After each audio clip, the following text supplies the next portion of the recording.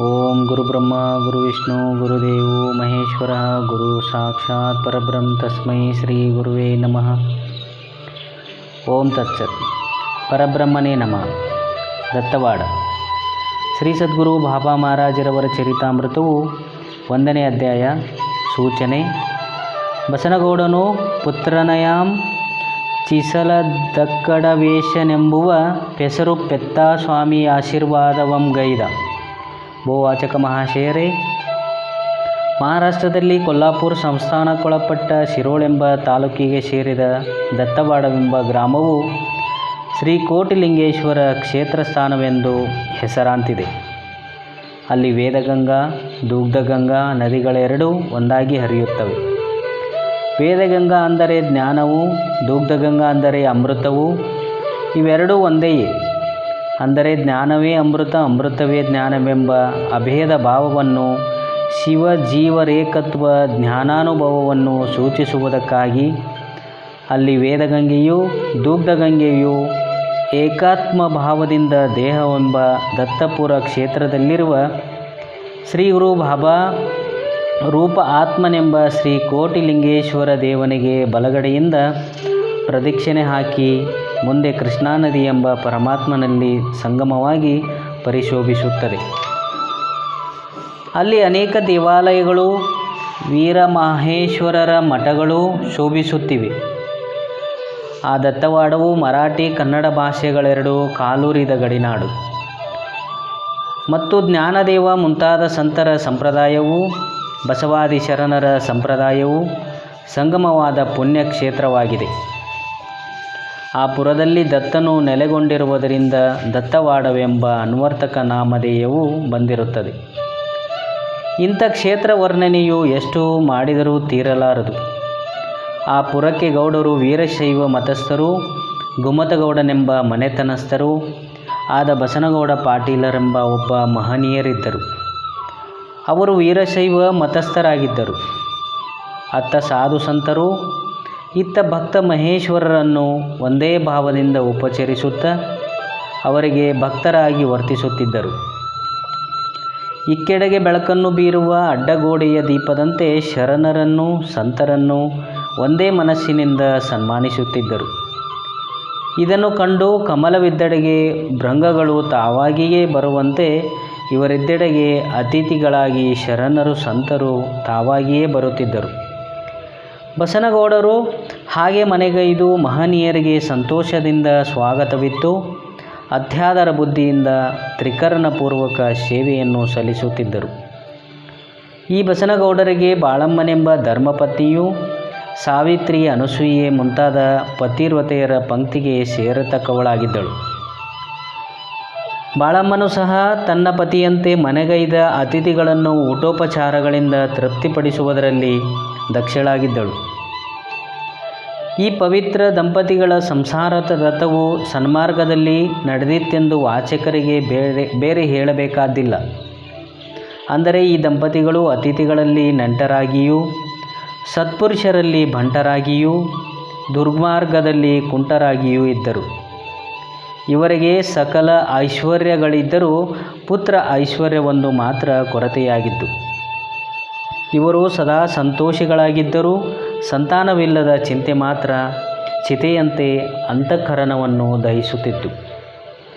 ಚಿತೆಯು ಹತ್ತಿದ ಗ್ರಹದಿಂದ ನೆರೆಮನೆಗೆ ನಾಲಿಗೆ ಚಾಚುವಂತೆ ಈ ದಂಪತಿಗಳಿಗೆ ಸಂತಾನವಿಲ್ಲದ ಚಿಂತೆಯು ನೆರೆಹೊರೆಯ ಮನೆಯವರಲ್ಲಿಯೂ ಕಾಲು ಚಾಚಿತ್ತು. ಬಸನಗೌಡರು ಪ್ರತಿ ವರ್ಷ ಪಂಡರಿ ಯಾತ್ರೆಗೆ ಸಂತ ಮಂಡಳಿಯೊಡನೆ ಕೂಡಿ ಹೊರಟು ಪಂಡರೀನಾಥನನ್ನು ಕುರಿತು ಪುತ್ರ ಫಲವನ್ನು ಕೇಳಿಕೊಳ್ಳುತ್ತಲೂ ಇದ್ದರು.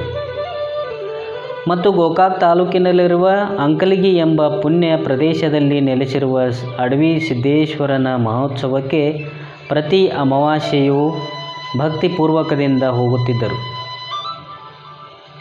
ಹೀಗೆ 8-10 ವರ್ಷಗಳು ಕಳೆದವು. ಒಂದು ವರ್ಷ ಪದ್ಧತಿಯಂತೆ ಪಾಂಡುರಂಗನ ಯಾತ್ರೆಗೆ ಹೋಗಿ ಸಾಧು ಸಂತ ಮಂಡಳಿಗೆ ಸಮಾರಾಧನೆಯನ್ನು ಮಾಡಿಸಿ ಶ್ರೀ ಪಾಂಡುರಂಗನ ಸಮ್ಮುಖದಲ್ಲಿ ನಿಂತು ಇಂತೆಂದನು: ಧರೆಯೋಳ್ ತೋರುವ ಸರ್ವ ಪ್ರಾಣಿಗಳಂ ಸಲ್ಲಿಲೇಯಂ ಸೃಷ್ಟಿಯಂ ನೆರೆಗೈದಿರ್ಪ ವಿರಿಂಚಿಯನ್ನು ಒಡಲೋಳ್ ಪೆತ್ತಿರ್ಪೆನೆಂ ಪೊತ್ತು ಸಾಧರ್ಧಿರ್ದ ಅರ್ಭಕನೋರ್ವನನ್ನು ನನಗಂ ನೀಯಲ್ಕೆ ಕೈಲಾಗದೆಂ ಕರುಣಾಸಾಗರ ಮೂರ್ತಿಯೇ ಪೊರೆವುದೈ ಶ್ರೀ ಪಾಂಡುರಂಗೇಶ್ವರ.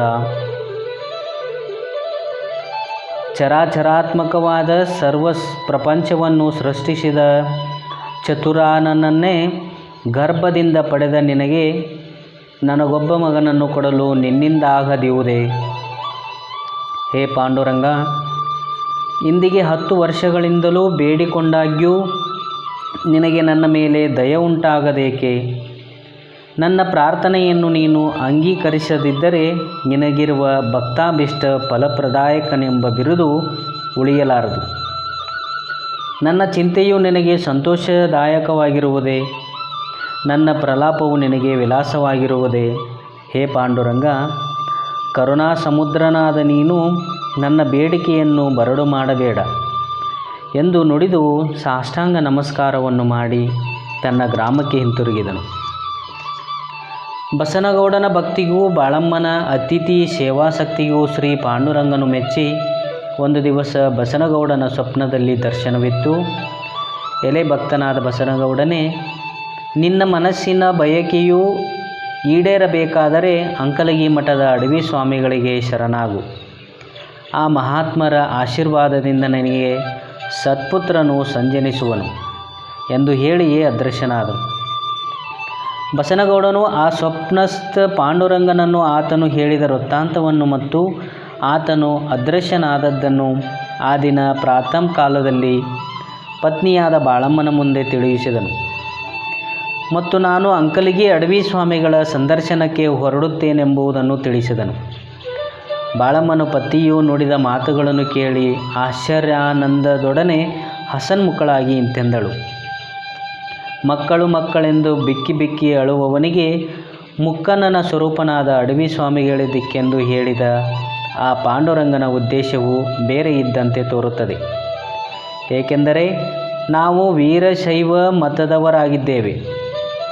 ನಮ್ಮ ಮತೋದ್ಧಾರವೂ ವಂಶೋದ್ಧಾರವೂ ಲೋಕೋದ್ಧಾರವೂ ಆಗಬೇಕಾದರೆ ವೀರಶೈವ ಮತಾವಲಂಬಿಗಳಾದ ಆ ಅಡವಿ ಸ್ವಾಮಿಗಳ ಆಶೀರ್ವಾದದಿಂದಾದರೆ ಆ ಕಾರ್ಯವು ನಿರಾತಂಕವಾಗಿ ನೆರವೇರುವುದೆಂದು ತಿಳಿದು ಪಾಂಡುರಂಗನು ಸ್ವಪ್ನದಲ್ಲಿ ಶ್ರೀ ಅಡವೀಶನಿಗೆ ಶರಣಾಗತನಾಗೆಂದು ಹೇಳಿರುತ್ತಾನೆ. ಪ್ರಾಣೇಶ್ವರ, ಸ್ವಪ್ನವು ಮಿಥ್ಯಾ ಪ್ರತೀತಿಯಾದರೂ ಇಂತಹ ಪ್ರಸಂಗದಲ್ಲಿ ಸತ್ಯವೆಂದು ನಂಬಬಹುದು. ಲೋಕೋದ್ಧಾರಕರಾದ ಮಹನೀಯರು ಹುಟ್ಟುವಾಗ ಕೆಲವು ಶುಭ ಸೂಚಕ ಸ್ವಪ್ನಗಳು ಸತ್ಯವಾಗುತ್ತವೆ ಎಂಬುದಕ್ಕೆ ಕೆಲವು ಜನ ಮಹನೀಯರ ಚರಿತ್ರೆಗಳು ಶ್ರುತಪಡಿಸುತ್ತವೆ. ಆದ್ದರಿಂದ ತಮಗೆ ತೋರಿರುವ ಸ್ವಪ್ನವು ಸತ್ಯವಾದುದೆಂದು ನಾನು ಭಾವಿಸುತ್ತೇನೆ. ಶ್ರೀ ಅಡವಿ ಸ್ವಾಮಿಗಳ ಅನುಗ್ರಹ ಪ್ರಭಾವದಿಂದ ನಮ್ಮ ಗರ್ಭದಲ್ಲಿ ಹುಟ್ಟುವ ಪುತ್ರನು ಜಗದೋದ್ಧಾರ ಮೂರ್ತಿಯಾಗುತ್ತಾನೆಂದು ನಾನು ವಿಶ್ವಾಸದಿಂದ ನಂಬುತ್ತೇನೆ. ತಾವು ನಾಳಿನ ಗುರುವಾರವೂ ಅಮಾವಾಸ್ಯೆಯಾಗಿದ್ದರಿಂದ ಅಂಕಲಿಗೆ ಮಠದಲ್ಲಿ ಅನೇಕ ಜನ ಸದ್ಭಕ್ತರು ಗುಂಪುಗೂಡುತ್ತಾರೆ. ಅಲ್ಲದೆ ಆ ದಿವಸ ಅಡವೀಶನು ಅನೇಕರಿಗೆ ಆಶೀರ್ವಾದ ಫಲಗಳನ್ನು ಕೊಡುತ್ತಾನೆಂಬುದು ಸರ್ವರಿಗೂ ತಿಳಿದ ಮಾತಾಗಿದೆ. ಆದ್ದರಿಂದ ತಾವು ಈ ದಿನವೇ ಪ್ರಯಾಣ ಹೊರಟು ಗುರುವಾರಕ್ಕೆ ಅಲ್ಲಿಗೆ ಸೇರಿಕೊಂಡರೆ ಆ ಮಹನೀಯರ ದರ್ಶನಾದಿಗಳಿಗೆ ಅನುಕೂಲವಾಗುತ್ತದೆ ಎಂದು ಬಾಳಮ್ಮನು ತಿಳಿಸಿದಳು. ಬಸನಗೌಡರು ಪತ್ನಿಯ ಮಾತುಗಳಿಗೊಡಂಬಟ್ಟು ಅಂಕಲಿಗಿಗೆ ಹೊರಡಲು ಅನುವಾದನು. ವಾಚಕರೇ, ಅಂಕಲಿಗಿ ಮಠದ ಶ್ರೀ ಅಡವಿ ಸ್ವಾಮಿಗಳು ಯಾರೆಂಬ ಬಗ್ಗೆ ಅವರ ಇತಿಹಾಸವನ್ನು ಸ್ವಲ್ಪ ಮಟ್ಟಿಗಾದರೂ ತಿಳಿದುಕೊಳ್ಳುವುದು ಅವಶ್ಯಕ. ದೊಡ್ಡ ಬೆಟ್ಟವನ್ನು ಪುಟ್ಟ ಕನ್ನಡಿಯಲ್ಲಿ ತೋರಿಸುವಂತೆ ಶ್ರೀ ಅಡವಿ ಸ್ವಾಮಿಗಳ ಚರಿತ್ರೆಯನ್ನು ಇಲ್ಲಿ 2 ಮಾತುಗಳಲ್ಲಿ ನಿರೂಪಿಸುತ್ತೇವೆ. ಸಿರಿಗನ್ನಡ ದೇಶವಾದ ಬಿಜಾಪುರ ಜಿಲ್ಲೆಗೆ ಸೇರಿದ ಬಾಗೇವಾಡಿ ಗ್ರಾಮದಲ್ಲಿ ಮಾದರಸ ಮಾದಲಾಂಬಿಕೆಯರೆಂಬ ಶೈವ ಬ್ರಾಹ್ಮಣ ದಂಪತಿಗಳು ಮಕ್ಕಳಿಲ್ಲದೆ ಬಳಲುತ್ತಿದ್ದರು. ಇವರು ನಂದೀಶ್ವರನ ವ್ರತವನ್ನಾಚರಿಸಿ ಗಂಡು ಮಗನನ್ನು ಪಡೆದು ತಮ್ಮ ಇಷ್ಟ ದೇವತೆಯಾದ ನಂದೀಶ್ವರನ ಹೆಸರನ್ನೇ ಬಸವೇಶ್ವರನೆಂದು ಹೆಸರಿಟ್ಟರು. ಈತನೇ ಭಕ್ತಿ ಭಾಂಡಾರಿ ಬಸವಣ್ಣನು. ಬಸವಣ್ಣನು ಕಲ್ಯಾಣಪಟ್ಟಣದ ಬಿಜ್ಜಳರಾಜನಲ್ಲಿ ಅಮಾತ್ಯನಾಗಿದ್ದಾಗ ಆತನ ಮಹಿಮಾ ಪ್ರಭೆಯು ದಿಗಂತ ವ್ಯಾಪಕವಾಯಿತು. ನದಿಗಳೆಲ್ಲವೂ ಸಾಗರಕ್ಕೈದುವಂತೆ ಶಿವಶರಣರೆಲ್ಲರೂ ಕಲ್ಯಾಣಪಟ್ಟಣಕ್ಕಾಗಮಿಸಿದರು. ಬಸವಣ್ಣನು ಲಕ್ಷದ ಮೇಲೆ 96,000 ಘನಾಧೀಶರಿಗೆ ಪ್ರತಿನಿತ್ಯ ಅವರವರ ವಾಂಛಿತಾರ್ಥಗಳನ್ನಿತ್ತು ಅವರನ್ನು ತೃಪ್ತಿಪಡಿಸಿ ಕಲ್ಯಾಣಪಟ್ಟಣವನ್ನು ಕೈಲಾಸದಂತೆ ಮಾಡಿದನು. ಕೊನೆಗೆ ಬಸವಣ್ಣನು ಕಪ್ಪಡಿ ಸಂಗಮನಾಥನಲ್ಲಿ ಐಕ್ಯನಾದನು.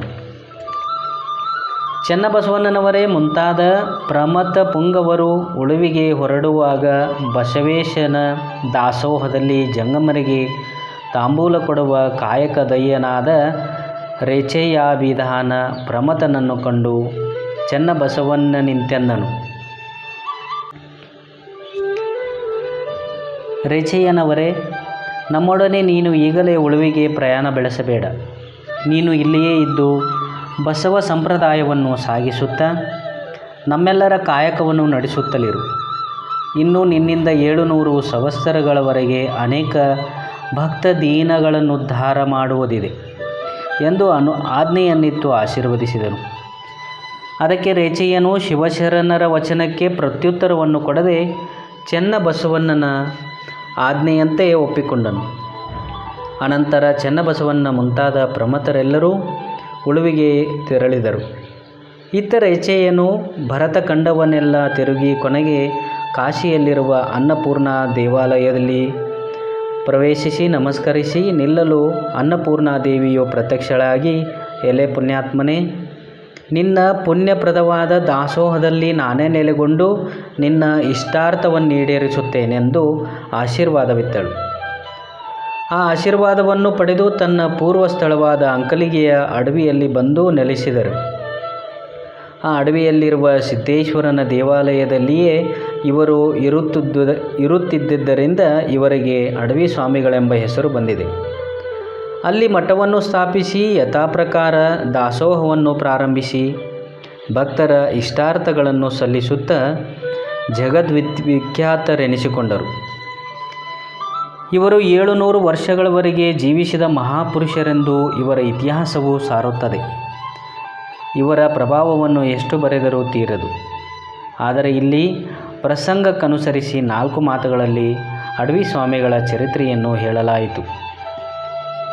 ಇತ್ತ ನಮ್ಮ ಬಸನಗೌಡನು ದತ್ತವಾಡದಿಂದ ಪ್ರಯಾಣ ಹೊರಟು ಸ್ವಪ್ನದಲ್ಲಿ ಪಾಂಡುರಂಗನು ಹೇಳಿದ ವಿಷಯವನ್ನು ಚಿತ್ತಭಿತ್ತಿಯಲ್ಲಿ ಚಿತ್ರಿಸಿಕೊಳ್ಳುತ್ತಾ ಅಡವೀಶನ ಪಾದ ಪದ್ಮಗಳನ್ನು ಸ್ಮರಿಸುತ್ತಾ ಅಂಕಲಿಗೆಯನ್ನು ಸಮೀಪಿಸಿದನು. ಅಲ್ಲಿರುವ ಸಿದ್ದೇಶ್ವರನ ದೇವಾಲಯದ ಶಿಖರವು ತನ್ನ ಇಚ್ಛೆಯು ಊರ್ಜಿತವಾಗುವುದನ್ನು ಸೂಚಿಸುತ್ತಿತ್ತು. ಆ ದೇವಾಲಯದ ಮಹಾದ್ವಾರಕ್ಕೆ ಬಂದು ಹೊಸ್ತಲಿಗೊಮ್ಮೆ ನಮಸ್ಕರಿಸಿ ಬಸನಗೌಡರು ಬರಗಾಲು ಮುಂದು ಮಾಡಿ ಒಳಗೆ ಪ್ರವೇಶಿಸಿದರು. ಅಲ್ಲಿ ಒಂದು ಕಡೆ ಆನೆಗಳ ಸಾಲು, ಮತ್ತೊಂದೆಡೆಗೆ ಕುದುರೆ ಒಂಟೆಗಳ ಸಾಲು, ಇನ್ನೊಂದೆಡೆಗೆ ಗೋಮಹಿಷಿಗಳ ಸಾಲು, ಒಂದು ಕಡೆ ಪ್ರತಿನಿತ್ಯವೂ 12 ಹೇರು ಜೋಳವನ್ನು ಕೋಣಗಳನ್ನು ಹೂಡಿ ಬೀಸುವ ಕಲ್ಲುಗಳ ಸಾಲು, ಮಗದೊಂದು ಕಡೆ ಅನ್ನದ ರಾಶಿಯ ಸಾಲು ಮತ್ತು ರೊಟ್ಟಿಗಳನ್ನು ನಿಟ್ಟಾಗಿ ಒಟ್ಟಿರುವ ಸಾಲು. ಇವೆಲ್ಲವನ್ನು ನೋಡಿ ಸೋಜಿಗ ಪಡುತ್ತಾ ಮುಂದೆ ಹೊರಟನು. ಸಹಸ್ರಾರು ಜನ ಜಂಗಮ ಮೂರ್ತಿಗಳ ಸಮಾರಾಧನೆಯನ್ನು ನೋಡಿದನು. ಆ ಜಂಗಮ ಸ್ತೋಮಕ್ಕೆ ಒಮ್ಮೆ ಸಾಷ್ಟಾಂಗದಿಂದೆರಗಿ ಮತ್ತು ಸ್ವಲ್ಪ ಮುಂದಕ್ಕೆ ಹೋದನು. ಒಂದು ಕಡೆ ಪಕ್ಕದಲ್ಲಿ ಭಜನೆಯ ಮೇಳವು ತೋರಿತು. ಮತ್ತೊಂದು ದಿಕ್ಕಿಗೆ ಕೀರ್ತನಕಾರರು ಮತ್ತು ಶಿವಾನುಭವಿಗಳು. ಇದೆಲ್ಲವನ್ನು ನೋಡಿ ಇದು ಶ್ರೀ ಬಸವೇಶ್ವರನಿರುವ ಕಲ್ಯಾಣಪಟ್ಟಣವೋ ಅಥವಾ ಕೈಲಾಸವೋ ಎಂದು ಯೋಚಿಸುತ್ತಾ ಬಸನಗೌಡರು ಸಿದ್ದೇಶ್ವರನ ಗರ್ಭಾಲಯದ ಬಳಿಗೆ ಬಂದರು. ಶಿವಲಿಂಗ ರೂಪವಾಗಿರುವ ಸಿದ್ದೇಶ್ವರನನ್ನು ದರ್ಶನ ಮಾಡಿಕೊಂಡು, ಹೇ ದೇವದೇವನೇ, ಈ ಕಾಲದಲ್ಲಿ ನೀನು ಭಕ್ತಾಭೀಷ್ಟವನ್ನು ಕೊಡಲು ಸಿದ್ಧನಾಗಿರುವೆ. ಜನರ ಕಾಮಿತಾರ್ಥಗಳನ್ನೀಯಲು ಸಿದ್ಧನಾಗಿರುವೆ. ನಿಷ್ಕಾಮಿಗಳಿಗೆ ನಿಜಾನಂದವನ್ನುಂಟು ಮಾಡುವುದರಲ್ಲಿ ಸಿದ್ಧನಾಗಿರುವೆ. ಆದ್ದರಿಂದಲೇ ನಿನಗೆ ಸಿದ್ದೇಶ್ವರನೆಂಬ ನಾಮವು ಅನ್ವರ್ಥ ನಾಮವಾಗಿರುವುದು. ಹೇ ಕೃಪಾ ಸಮುದ್ರನೇ, ನಾನು ಪುತ್ರಾರ್ಥಿಯಾಗಿ ಬಂದಿದ್ದೇನೆ. ಆದರೆ ನಾನು ಆರ್ತಿಸುವುದು ರಾಜನ ಸನ್ನಿಧಿಯಲ್ಲಿ ಹಿಡಿಯಷ್ಟು ರಾಗಿ ಕೇಳಿಕೊಂಡಂತಾಗುವುದೇನೋ ಹಾಗೆ ಎಂದಿಗೂ ಆಗಲಾರದು. ನಾನು ಬಯಸುವ ಪುತ್ರನು ಸದ್ಗುಣ ಸಂಪನ್ನನಾಗಿ ನಿಜ ವಂಶೋದ್ಧಾರಕನಾಗಿ ಜಗಜ್ಜೀವಿಗಳನ್ನು ಭವಸಾಗರದಿಂದ ದಾಟಿಸುವವನಾಗಬೇಕು. ಇಂತಹ ಸುಪುತ್ರನನ್ನು ಬಯಸುವ ನನ್ನ ಬಯಕೆಯು ಸಾಮಾನ್ಯವಾದುದಲ್ಲ ಎಂದು ತನ್ನ ಮನದೊಳಗೆ ತಾನೇ ನುಡಿದುಕೊಳ್ಳುತ್ತಾ ಘಂಟಾನಾದವನ್ನು ಮಾಡಿ ಆ ಸಿದ್ದೇಶ್ವರ ಲಿಂಗವನ್ನು ನಿಂತ ದೃಷ್ಟಿಯಿಂದ ನೋಡಿ ಅಡ್ಡಬಿದ್ದು ನಮಸ್ಕರಿಸಿದನು. ನಂತರ ಮೇಲಕ್ಕೆದ್ದು ಮುಕುಳಿತ ಕರಂಜಕನಾಗಿ ನಿಂತುಕೊಂಡನು. ಆ ಸಿದ್ದೇಶ್ವರ ಲಿಂಗದ ಮೇಲಿಂದ ಒಂದು ಪುಷ್ಪವು ಧಾವಿಸಿ ಬಸನಗೌಡನ ಮುಂದೆ ಬಂದು ಬಿದ್ದಿತು. ಕೂಡಲೇ ಆ ಪುಷ್ಪವನ್ನು ತೆಗೆದುಕೊಂಡು ಕಣ್ಣಿಗೆ ಒತ್ತಿಕೊಳ್ಳುತ್ತಾ ನನ್ನ ಅಭೀಷ್ಟವು ನೆರವೇರುವುದೆಂದು ತಿಳಿದು ಆ ಪುಷ್ಪವನ್ನು ತಲೆಯಲ್ಲಿ ಮುಡಿದುಕೊಂಡು ಮತ್ತೊಮ್ಮೆ ನಮಸ್ಕರಿಸಿ ಹಿಂದಿರುಗಿ ಅಡವಿ ಸ್ವಾಮಿಗಳಿರುವ ಸ್ಥಾನಕ್ಕೆ ಬಂದನು. ಅಡವಿ ಸ್ವಾಮಿಗಳ ನಿವಾಸ ಸ್ಥಾನವೆಂದರೆ ಆ ದೇವಾಲಯದ ಹೊರಗಡೆ ಬಿದಿರಿನ ವೇಳೆಯಲ್ಲಿ ಒಂದು ಗವಿ ಇದೆ. ಆ ಗವಿಯಲ್ಲಿ ಸ್ವಾಮಿಗಳ ನಿವಾಸವು. ಅವರು ಸ್ನಾನ, ಶಿವಪೂಜೆ, ಊಟೋಪಚಾರಗಳನ್ನು ಮಾಡುವುದು ಯಾರೂ ನೋಡಿಲ್ಲವಂತೆ ಮತ್ತು ಇವರ ಶರೀರದ ಛಾಯೆಯು ಬೀಳುತ್ತಿದ್ದಿಲ್ಲವಂತೆ. ಇವರು ಭೂಮಿಯ ಮೇಲೆ ನಡೆದರೂ ಹೆಜ್ಜೆಗಳ ಗುರುತು ಭೂಮಿಯ ಮೇಲೆ ಮೂಡುತ್ತಿದ್ದಿಲ್ಲವಂತೆ ಮತ್ತು ಇವರು ಯಾರನ್ನೂ ಮುಟ್ಟಿಸಿಕೊಳ್ಳದೆ ದೂರದಲ್ಲಿ ಇದ್ದು ಮಾತನಾಡುತ್ತಿದ್ದರಂತೆ. ಇವರು ಪ್ರಾತಃಕಾಲ 10 ಗಂಟೆಯ ಸಮಯಕ್ಕೆ ಗವಿಯಿಂದ ಹೊರಗೆ ಬಂದು ಒಂದು ಆಸನದ ಮೇಲೆ ಕುಳಿತು ದರ್ಶನಕ್ಕೆ ಬಂದ ಭಕ್ತಾದಿಗಳೊಡನೆ ಮಾತನಾಡಿ ಸಿದ್ದೇಶ್ವರನಿಗೆ ಬೇಡಿಕೊಳ್ಳಿರಿ, ಆತನು ನಿಮ್ಮ ಇಷ್ಟಾರ್ಥಗಳನ್ನು ಪೂರೈಸುತ್ತಾನೆ ಎಂದು ಹೇಳುವುದೇ ಇವರ ಆಶೀರ್ವಾದದ ಪದ್ಧತಿ ಎಂದು ಇವರ ಇತಿಹಾಸದಲ್ಲಿದೆ. ಬಸನಗೌಡರು ಶ್ರೀ ಅಡವಿ ಸ್ವಾಮಿಯ ಸಮೀಪಕ್ಕೆ ಬಂದು ಫಲಪುಷ್ಪ ತಾಂಬೂಲವನ್ನಿಟ್ಟು ಸಾಷ್ಟಾಂಗದಿಂದ ಪೊಡಮಟ್ಟು ಎದ್ದು ಕೈಗಳನ್ನು ಜೋಡಿಸಿಕೊಂಡು ನಿಂತುಕೊಂಡನು.